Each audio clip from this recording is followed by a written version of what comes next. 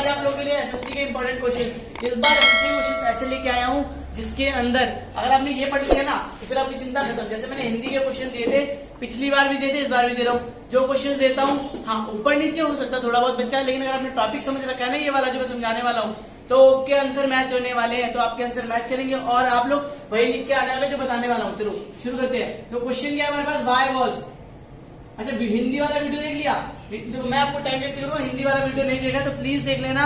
पहले मैंने क्वेश्चंस को डाला है, दूसरा मैं आप लोगों को पत्र और निबंध को डालने वाला हूँ। और अगर किसी के पास टाइम है और लगातार वो अच्छा पढ़ना चाहता है, अगर वो ओपन में नंबर पास होना चाहता है, मिनिमम पास भी होना चाहता है ना, तो प्लीज गाइस चैनल को सब्सक्राइब कर लो, क्योंकि आपको पता है कि इंपॉर्टेंट क्वेश्चंस भी दूंगा, इंपॉर्टेंट वीडियो भी दूंगा, प्लस कंटेंट भी समझाने वालों की मैथ के आने वाले हैं, ये भी समझाने वालों की पेपर कैसे देंगे। और जो बच्चे 10th में है ना उनको ये भी पता है 12th का एडमिशन कौन कराने वाला है, मैं। सबसे कम फीस के अंदर exact fees, exact location plus books के साथ हमारे पास कोचिंग और ट्यूशन दोनों अवेलेबल है। तो ये शुरू करता हूँ। तो ये ऐसा है नहीं बच्चों, मैं फीस बहुत लीस्ट ले रहा हूँ। क्यों ले रहा हूँ फीस आपको पता है, मैंने फ्री भी चलाया था इससे पहले।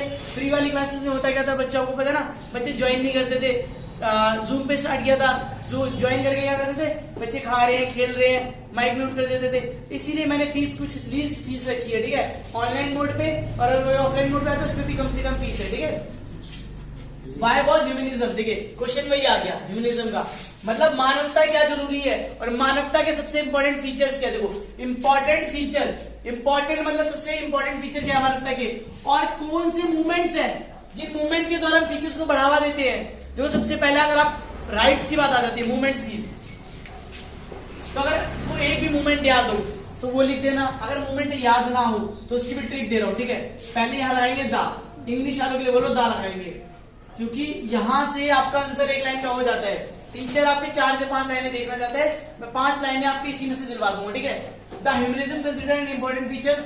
देखिए ह्यूमनिज्म क्या कंसिडर कर रहा है, सबसे इंपॉर्टेंट फीचर कंसिडर कर रहा है किसके, हमारे देश को आगे बढ़ाने के लिए या किसी व्यक्ति की आजादी की भावना को। देखिए राइट टू इक्वलिटी, आपको सारे राइट याद है, पहले मेरी बात समझो, सारे राइट याद है। अगर आपको सारे राइट याद है, right to equality, right to education, ये तो लिखना ही लिखना है। प्लस आपको इससे पहले बताना है इंपॉर्टेंट फीचर्स क्या थे, क्या क्या मूवमेंट्स हुए। तो गांधी जी ने कितने सारे आंदोलन करे, कोई भी एक आंदोलन ले लो, कोई भी एक आंदोलन जो आपको याद हो। जैसे एग्जांपल के लिए आपको पता है जितने भी आंदोलन हुए उसके अंदर सबके अंदर फ्रीडम की बात की है। किसकी बात की गई है, फ्रीडम की। अच्छा फीचर क्या होगा इसका, फीचर ये होगा फ्रीडम।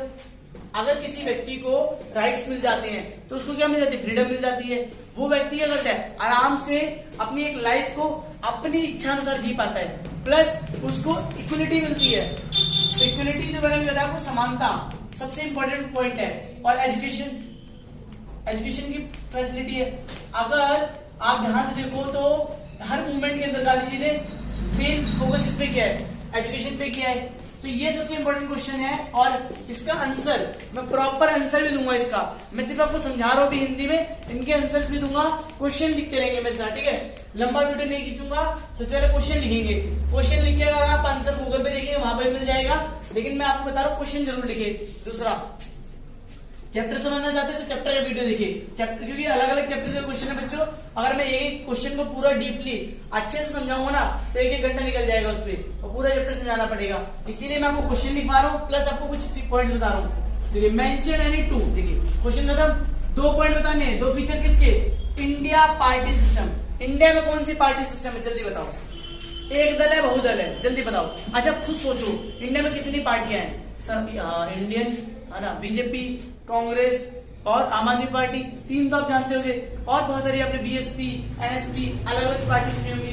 तो ये जो पार्टी है मतलब हमारे यहाँ पर क्या है, हाँ बहुत अच्छी, क्या कहेंगे, बहुदलीय पार्टी, मतलब मल्टी, कह सकते multi levels, multi party level है, ठीक है। हमारे यहाँ पर एक सरकार नहीं है, ठीक है।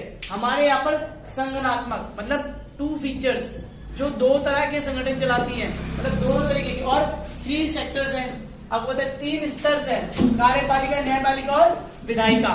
क्वेश्चन याद रहेगा। तीसरा डिस्क्राइब एनी 4 एडवांटेज। हाँ जी, किसके एडवांटेज बताने बच्चों, जल्दी बताओ। मैं आपको जो आंसर बता रहा हूँ बच्चों, इसमें एग्जैक्ट आंसर नहीं बता रहा हूँ, तो एग्जैक्ट आंसर के पीछे ना पड़े। फिर मैं आपको पॉइंट्स बता रहा हूँ, आपको इनके क्वेश्चंस लिख के आंसर भी देखने पड़ेंगे एक बार। पर मैं आपको क्या समझा रहा हूँ कि आंसर अगर आप ऐसे बनाओ तो बना सकते हो। क्या बताना है, डिस्क्राइब एनी 4 एडवांटेज। अब फोकस से डिस्क्राइब बढ़ाओ, द लगाओ, द 4 एडवांटेज, एनी डालो, the 4 advantage of roadways. Roadways के क्या फायदे जल्दी बताओ, बच्चा बता देगा, बच्चा रोडवेज के फायदे। पहले जब इंडिया के अंदर रोडवेज खराब थे तो हम ट्रांसपोर्टेशन में क्या होते थे, लॉसेस होते थे। आपने एक मूवी देखी होगी दशरथ मांझी वाली, उसमें भी क्या हुआ था, वो रोडवेज के उसकी वाइफ की डेथ हुई थी, बीच में क्या था, पहाड़ था, मिट्टी की सड़कों होंगी तो क्या होगा, गाड़ियां खराब होंगी, अच्छे से ट्रैवल नहीं कर पाएंगे। अच्छे रोडवेज होंगे तो देश का ट्रांसपोर्टेशन सिस्टम उठता है, मतलब बात हमारा कह सकते हैं ना, हमारा जो ट्रांसपोर्टेशन सिस्टम उठता है उससे हमारा क्या होगा, जो यातायात सिस्टम है वो अच्छा हो जाएगा। प्लस ट्रांसपोर्टेशन की वजह से हम लोगों को देश के अंदर एक शहर को दूसरे शहर से जोड़ते हैं। तीसरा सबसे मुख्य पॉइंट जो इसका रोडवेज से सरकार को मिलता है बड़ी मात्रा में टैक्स, और वो टैक्स गरीब लोगों के काम आता है। चौथा पॉइंट बताओ रोडवेज का फायदा। रोडवेज के फायदे ये हैं बच्चों, उससे हमें एक प्रॉपर रास्ता मिलता है, एक डायरेक्शन मिलती है, और उससे हमें सिस्टम समझने में आता है कि इंडिया के अंदर कितना डेवलपमेंट है। सबसे बड़ा पॉइंट क्या है, डेवलपमेंट। अगर कहीं पर मान लो मिट्टी की सड़क है, आपको सोच देखो मिट्टी की सड़कों में क्या होगा, हमारी गाड़ियां खराब होंगी, अच्छे से हम ट्रैवल नहीं कर पाएंगे। लेकिन अच्छा रोड भी होगा तो अच्छे तरीके से बाइक्स, कार, और यहाँ तक कि लोगों को हॉस्पिटल, स्कूल, एजुकेशन, किसी भी चीज को पाने के लिए टाइम वेस्ट नहीं करना पड़ेगा। सबसे कन्वेंट जो सोर्स है वो क्या है, रोडवेज। जिस एरिया के रोडवेज अच्छे होते हैं वहां पर क्या होता है, वो डेवलप्ड कंट्री या डेवलप्ड एरिया माना जाता है। अब मान लो जहां बारिश हुई है, मिट्टी की सड़क है, तो आपको पता है वहां पर क्या होगा, पानी भरा रहेगा। अगर वहां पानी भरा रहेगा तो क्या वहां के बच्चे प्रॉपरली स्कूल आ जा पाएंगे, क्या गाड़ी जा पाएंगे। लेकिन अगर रोडवेज अच्छा होगा तो आसानी से ट्रैवल कर सकते हैं। टाइम नहीं लूंगा, आगे चलते हैं। एक्सप्लेन एनी 4 प्रोविजन, बस आ जाओ। प्रोविजन का मीनिंग नहीं पता कोई बात नहीं, बताता सिद्धांत पर आसान तरीके समझ लो। 4 फीचर्स किसके बताने हैं, हमें बताने हैं 4 राइट टू इक्वलिटी। अच्छा इक्वलिटी क्या होती है जल्दी बताओ मुझे। आप लोग इक्वलिटी का मीनिंग बताते हैं, इक्वलिटी का मीनिंग है समानता। क्या मीनिंग है, समानता। किस चीज में इक्वलिटी चाहिए मेरी, कास्ट, जेंडर, और बताओ कलर, और बताओ सबसे ऊपर बताओ। सबसे जो मेन टॉपिक है हमारा, अमीर और गरीब का जो भेदभाव है उसको खत्म करना है हमें। तो हमें क्या करना है, कॉमन फॉर ऑल, जिसमें बहुत अच्छा आप लोगों ने पढ़ाओ, यूनिवर्सल एडल्ट फ्रेंचाइजी। 18 के बाद क्या अप्लाई कर दिया गया है, यूनिवर्सल एडल्ट फ्रेंचाइजी, मतलब 18 साल से ऊपर का व्यक्ति क्या करेगा बताओ, हर व्यक्ति वोट देगा। तो इसलिए क्या है, क्या गरीब, वैसे मान लो अगर ऐसा वोट नहीं होता, अधिकार नहीं होता, तो कोई अमीर व्यक्ति है ना, जैसे मान लेते कोई अमीर व्यक्ति है जिसके पास करोड़ों रुपए की इनकम है, तो क्या उसके वोट 2 गिने जाते, 2 गिन सकते थे क्योंकि वो अमीर था। बट ऐसा नहीं है, पूरे विश्व में एक चीज अप्लाई है, universal adult franchise. Right to vote, right to education, सभी व्यक्तियों को एजुकेशन का अधिकार दिया गया है। आज की डेट में जो एजुकेशन है वो भी लिख सकते हो आप, इक्वलिटी का बहुत बड़ा पार्ट है। एजुकेशन सब बच्चे ले सकते हैं, हर व्यक्ति 18 साल से ऊपर अगर है तो महिला हो या पुरुष सभी को वोट देने का अधिकार है। ठीक है, कलर की बात कर लो, पहले कलर डिस्क्रिमिनेशन होता था वो खत्म कर दिया गया, कास्ट डिस्क्रिमिनेशन था खत्म कर दिया गया, जेंडर डिस्क्रिमिनेशन था खत्म कर दिया गया, टोटली डिस्क्रिमिनेशन आज अवॉइड हो चुके हैं। Last, what is the impact of industrial revolution, what is the impact of industrial revolution, क्या इम्पैक्ट होते हैं इंडस्ट्रियल रिवोल्यूशन के। का मीनिंग मैंने आपको क्या बताया था बच्चों, क्रांति, इंडस्ट्रियलाइजेशन मतलब हमारे औद्योगिकरण। ऐसे देखो, व्हाट इज इम्पैक्ट, अगर हमारे यहाँ आपने देखो 2 सेक्टर इंपॉर्टेंट है। प्राइमरी सेक्टर में क्या होता है, एग्रीकल्चर आता है, सेकेंडरी सेक्टर में क्या आता है, हमारे मैन्युफैक्चरिंग आती है। मैन्युफैक्चरिंग कहां पर होगी, इंडस्ट्री में होगी। और अगर हम इंडस्ट्री सेक्टर को बढ़ावा नहीं देंगे तो क्या लगता है आपको हमारे देश की जीडीपी उठेगी। हमने 1951 से लेकर 1956 5 ईयर प्लान के अंदर सबसे पहले क्या लॉन्च किया था, खेती। खेती से जीडीपी उठती है, बट टोटली मुझ पर डिपेंड हो सकते। इंडस्ट्रियल सेक्टर का क्या इम्पैक्ट हुआ, इंडस्ट्रियल सेक्टर से ये इम्पैक्ट हुआ कि जो लोग एक फैमिली में सिर्फ किस पे डिपेंडेंट थे, एग्रीकल्चर पे, या कह सकते जिन लोगों के पास जमीन नहीं थी वो लोग कैसे अपना सर्वाइव करते, तो वो लोग किससे सर्वाइव करने लगे, इंडस्ट्री से। इंडस्ट्री के आने से हुआ क्या, हमारा देश टेक्नोलॉजी के मामले में आगे बढ़ा, इकोनॉमी के मामले में आगे बढ़ा। एक सबसे बड़ा इम्पैक्ट जो बढ़ाते हैं एजुकेशन। भाई इंडस्ट्री के अंदर जो मशीन यूज करते हैं या कह सकते हैं जो उसके लेबर है, मैनेजर है, उनकी एम्प्लॉयमेंट बढ़ी। एम्प्लॉयमेंट के लिए क्या चाहिए था, एजुकेशन, तो एजुकेशन सेक्टर बढ़ा। अब जब इंडस्ट्री सेक्टर होंगे तो इनकम आएगा तो टैक्स आएगा तो सरकार क्या करेगी, स्कूल्स खोलेगी, कॉलेज खोलेगी और बहुत सारे। तो इंडस्ट्रियल सेक्टर से प्रॉपरली एक देश की इकोनॉमी, जीडीपी, वहां की एजुकेशन, वहां के लोगों के राइट्स, एम्प्लॉयमेंट, प्लस हमारे देश के अंदर एक बहुत बड़ा डेवलपमेंट का सेक्टर निकल के सामने आया और ऑप्शन निकला इंडस्ट्रियल रिवोल्यूशन का। तीसरा, सर्वोच्च न्यायालय के हिंदी क्वेश्चन देखते हैं। यहाँ तक हो गए। वनस्पति, अब देखो हिंदी में क्यों लिखे मैंने पहले बता दो इसका कारण, क्योंकि ये क्वेश्चंस मैंने ढूंढे और इन्हें इंग्लिश में लिखा था मैंने, बट कुछ बच्चों के डाउट थे सर इसे हिंदी में समझा दीजिए, तो इसे मैं हिंदी में लिख आया हूँ। इसे इंग्लिश में भी लिख सकते हैं। वनस्पति, देखो वनस्पति का मीनिंग क्या था, वनस्पति संरक्षण। जो हमारे यहाँ पर प्लांट्स कट करते समय हम ना बहुत सारे ऐसे पेड़ पौधे खत्म कर रहे थे जो बहुत ज्यादा क्या है नेसेसरी है हमारे लिए, वो वनस्पति संरक्षण। अब उन्हें बचाने की जरूरत क्यों है, आप सिंपल समझ लो, पेड़ों को बचाने की जरूरत क्या है। अगर आपको वनस्पति याद है ना, कितने याद कर लो, ये बढ़ गया, बस ये पढ़ो। वन संरक्षण, वन को क्यों बचाना है, वन को इसलिए बचाना है ताकि हमारा देश के अंदर जो मुख्य चीजें, जैसे एग्जांपल के लिए अगर हम बात करें संरक्षण के लिए, वनस्पति संरक्षण के लिए पेड़ पौधे और जितनी भी चीजें वो बच जाती हैं तो हमारा देश क्या होगा, आगे बढ़ेगा।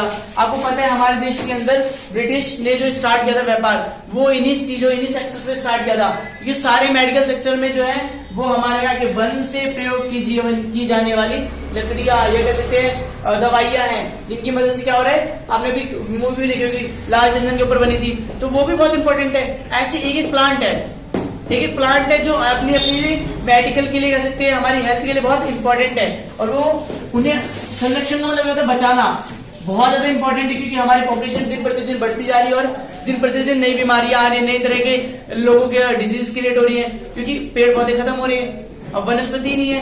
पहले कुछ जड़ी बूटी से इलाज हो जाता था, आज के डेट में हम हजारों की मेडिसिन लेकर भी अपने आप को प्रिक्योर या सिक्योर नहीं कर सकते हैं। अब नेक्स्ट चैप्टर आ गया हमारा सर्वोच्च न्यायालय। देखिए कोर्ट का सेक्टर आते ही न्यायालय वर्ड सुनते ही 3 सेक्टर आपको याद रखने हैं, हमने पढ़े हुए पहले ही हमारे पास, जिला न्यायालय, उससे ऊपर उच्च न्यायालय, सबसे ऊपर सर्वोच्च न्यायालय, ठीक है, ये 3 याद रहेंगे। फिर दोबारा याद कराता हूँ, नीचे क्या था हमारा डिस्ट्रिक्ट कोर्ट, फिर हाई कोर्ट, फिर सुप्रीम कोर्ट। सुप्रीम कोर्ट के अधिकार, अब देखिए सुप्रीम कोर्ट के अधिकार क्या है, उनको बताया था सुप्रीम कोर्ट, कोर्ट भी आ जाए न्यायालय आ जाए, कोर्ट फ्री है, हमारे दोनों सेक्टर से कोर्ट फ्री है, मतलब उसे एग्जीक्यूटिव और लेजिस्लेटिव से मतलब कार्यपालिका और विधायिका से कोई मतलब नहीं है। इस अपने न्याय को लेने के लिए, अपना फैसला लेने के लिए पूरा स्वतंत्र है। दूसरा, इसके अधिकार क्या है, इसका अधिकार है टोटली किसी भी क्राइम, किसी भी क्रिमिनल एक्ट को देख सकती है, किसी भी क्रिमिनल एक्ट को ऊपर एक्शन ले सकती है, बट इसके कुछ लेवल्स है। लेवल मतलब वो कोर्ट क्या हो, केस करना चाहिए डिस्ट्रिक्ट कोर्ट से हाई कोर्ट आना चाहिए, फिर हाई कोर्ट से सुप्रीम कोर्ट। डायरेक्ट कोई केस सुप्रीम कोर्ट के अंदर अपील नहीं किया जा सकता है। सुप्रीम कोर्ट के अधिकार, सुप्रीम कोर्ट के पास राइट है यहां तक कि राष्ट्रपति और प्रधानमंत्री को भी किसी भी टाइम पे कोर्ट के अंदर पेश करने के लिए नोटिस दे सकता है, और किसी भी बड़ी से बड़ी संस्था को, किसी भी देश की, अगर हमारे देश में तो किसी भी बड़ी से बड़ी संस्था लाइक बैंक को, किसी के ऊपर भी केस कर सकता है, किसी के ऊपर अगर केस हो रखा है तो उसके ऊपर एक्शन ले सकता है, और इसके अगेंस्ट जाने का किसी के खिलाफ अधिकार नहीं है। सर्वोच्च न्यायालय स्वतंत्र है और सर्वोच्च न्यायालय सुप्रीम है, भाई सबसे ऊपर यही है, जो इसने फैसला ले लिया वही फैसला क्या है, सबको मान्य होगा। राज्यपाल की शक्तियां, देखिए लिखा भी है राज्य, जो एक राज्य में होता है, अब राज्यपाल में है तो क्या करेगा, राज्यपाल वहां के नेताओं को देखता है, राज्यपाल राज्य के अंदर होने वाले सभी डिसीजंस के लेके जिम्मेवार है और वह वो डिसीजंस ले सकता है, उसके लिए उसके पास क्या अधिकार है, उसके कार्य क्या है। तो राज्यपाल का कार्य आप सिंपल समझो, आपके पापा का क्या कार्य है आपके घर में, वही कार्य राज्यपाल का है, वही घर की निगरानी करना, घर की देखभाल करना, घर की जरूरतें पूरी करना, घर में टैक्स कलेक्ट करवाना, घर के अंदर कार्य क्या हो रहा है, अगर रोड बना रोड में सही करना, घर के अंदर जैसे अब देश हमारा एक राज्यपाल जो होता है वो एज अ नेता परफॉर्म करता है, एज अ पूरे देश को अपना घर मान के चलता है। तो मान लो उस देश के अंदर शिक्षा व्यवस्था देखना, अगर कोई गलत हो रहा है, कोई अपराध हो रहा है तो उसके खिलाफ एक्शन तो नहीं ले सकता वो, बट उस मामले को कोर्ट के अंदर पेश करने के लिए जा सकता है, और उसके अधिकार है कि वो पुलिस को, डिपार्टमेंट को फोर्स कर सकता है कि उस चीज पे जल्दी एक्शन लिया जाए। तो ऐसे कुछ टॉपिक्स मैंने आपको बताए, 8 क्वेश्चंस कर लोगे आप, काफी हद तक आपके पेपर में आ जाएंगे। Thank you.